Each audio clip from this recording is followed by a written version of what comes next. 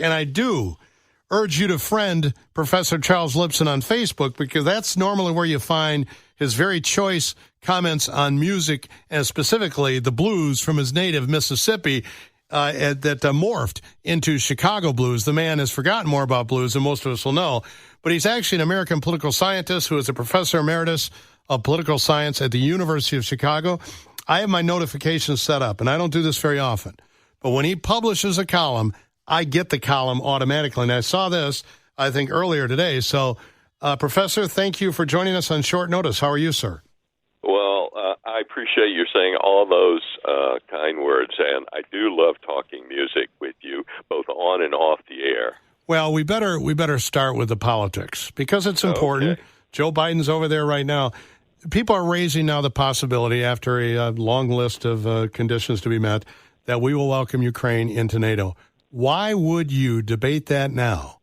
Debate Ukrainian membership in NATO, because that sustains Putin and one of Russia's stated motivations for launching its war. We're handing them propaganda. It seems like a foolish move.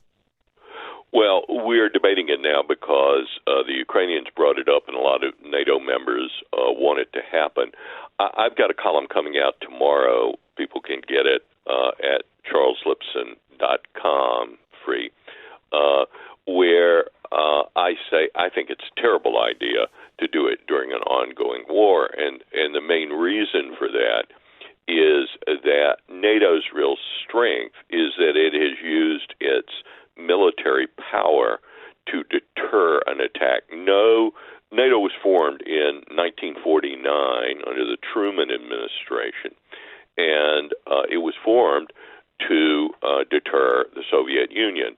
After the Soviet Union fell, NATO kind of fumbled around for its purpose, and Putin has now helped NATO rediscover its purpose. Yeah. But its strength is that no outside power has ever attacked a NATO power as long as NATO has existed. In other words, it's a deterrent power.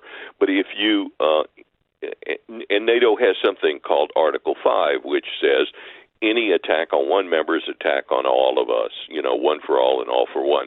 And what that would mean, if you let Ukraine in now, is that a NATO member would be attacked by an outside power. That would mean all NATO countries would either have to come in, or if they didn't, it would weaken the deterrent aspect of NATO in the future, the threat that if you attacked a NATO member, they would all come in. Yeah. So I think it would be, and it would put Western forces in direct conflict with Russian forces, two nuclear powers, leaving aside the fact that France and Britain would both be involved, and they have nuclear weapons. So I think it would be imprudent in the highest degree, a bad idea. And this is a case, I don't agree with Joe Biden a lot, but I certainly agree with him in this case.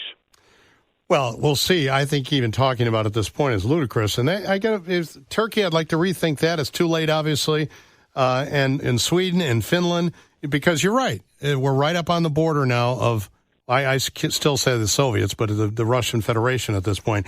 We're talking with Charles Lipson, American political scientist, professor at the University of Chicago. Weren't we to expect a big breakthrough by now? Yeah.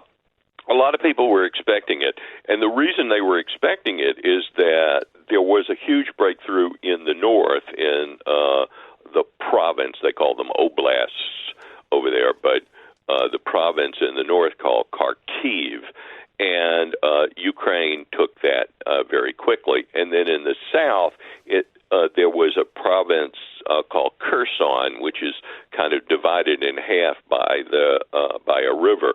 And the Ukrainians pounded and pounded against the Russian occupation there, and then all of a sudden it collapsed, and Ukraine took all of the area north of that river, the Dnipro River, but still doesn't control it south.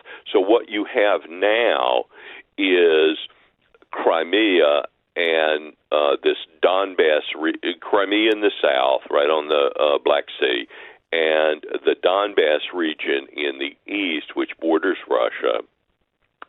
Those have been annexed by Russia and were and were occupied in 2014.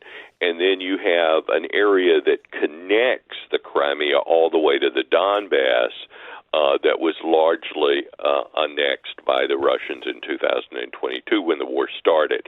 And that forms what's called the land bridge. That is a railroad link and a road link between Russia and Crimea. Crimea, although it's in a nominal sense a peninsula, is really kind of an island, and it's really hard to reach. So without this land bridge, Crimea, which is very important to Russia, has its naval fleet base there, would be cut off. And people were expecting, it turns out wrongly, for Ukraine to move directly south to what's called the Sea of Azov and cut this land bridge in two, so that Russia couldn't send by rail or by big trucks ammunition and guns and soldiers to Crimea and these southern provinces. You just hope that it's not going to result in a charge of the Light Brigade, and we'll have to update to Tennyson's poem. Well, your listeners should know, as you obviously do, that occurred during what's called the Crimean War from 1853 to 56, that occurred between not only Russia and Britain and France, but also involved the Ottoman Empire, and Turkey is now the legatee of the Ottoman Empire. So this is an area that's been contested for a very long time, and that's another reason that's a kind of a problem for letting a country like Ukraine into NATO right now. NATO has always had a requirement that its countries have no border disputes when they are admitted into the alliance. And right now, nothing could be more disputed than the borders of Ukraine. So it's pretty hard to hold the moral high ground in this when we export cluster bombs. Your thoughts on that? Well, I understand the opposition to cluster bombs, but I actually think that opposition is wrong.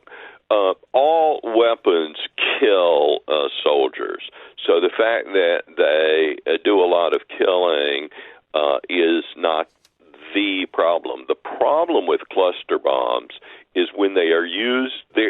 What they are is, let's just say what they are first. They're this big missile that splits apart just before it lands and unleashes about 200 smaller bombs. So what's the problem? The problem is that if it's used against a civilian area, and Russia's been doing that for the whole war, it will kill a lot of civilians. But the problem in a military area is that not all the bomblets inside explode. Almost all the American ones do, but about 30% of the Russian ones do not. And what that means is that later, when farmers are plowing the field or children are playing out in the field, they can be injured or killed. The reason I think that that's less of a problem in this case is that first, as I said, almost all the American bombs explode, but and we need them in order to breach the trenches that the Russians have dug in. But the main thing is that there are so many other unexploded bombs out on all these fields planted by the Russians, IEDs and landmines and all the rest, that those fields have to be cleared anyway. They're just too dangerous for people to start farming or playing baseball or soccer in or something. I think they're a long way off. Clear them anyway. They're a long way off in Ukraine from doing that. And, I just read this biography again of Curtis LeMay. He thought it was a ludicrous argument. Weapons are going to kill. Doesn't matter what it is. Baseball bat to a nuke. Weapons kill. So differentiating, the moral equivalence of weapons is ridiculous. So, Well, you just want to. There are some classes of weapons we certainly don't want to see used. We don't want to see nuclear weapons used again. That's a big, big issue. And we don't want to see the Russians blow up that nuclear power plant, which would make it a kind of improvised explosive nuclear device. A biological if they weapon. did that. Yeah. All Or I guess a radiation weapon. LeMay, was he the one that said bomb him back into the Stone Age? Is that his quote? He did, and I actually saw him give a speech. He was maybe George Wallace's running mate. Do I remember yes, that? I think right? you're right. I think you're right.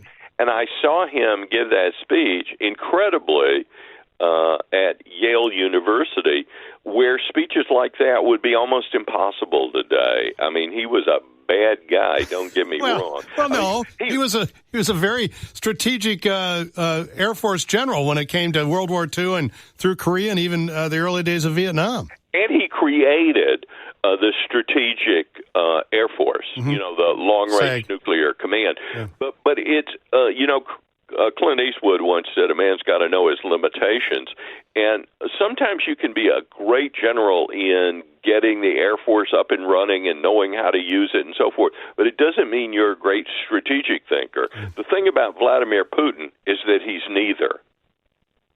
Well, that's good. Yep, he has created, by getting Finland to join. Yeah, he's NATO's best recruiter. NATO. He's NATO's best recruiter. Huh? Yeah. Oh, yeah. And he got Finland to join, which lends another 700-800 miles of border between Russia and a NATO ally.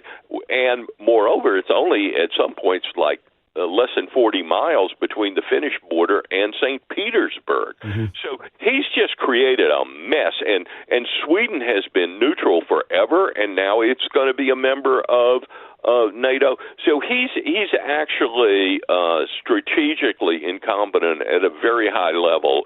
Curtis LeMay could only hope to reach such a level. Charles Lipson, thank you very much for your time. We'll have to set aside our blues talk for our next visit. Well, I appreciate that, but don't let anybody dust your broom, my friend. CharlesLipson.com. Go there. You can find all of his work. Thank you. Have a great evening. You too. Take care. NATO takes, all of us take, Article 5 literally.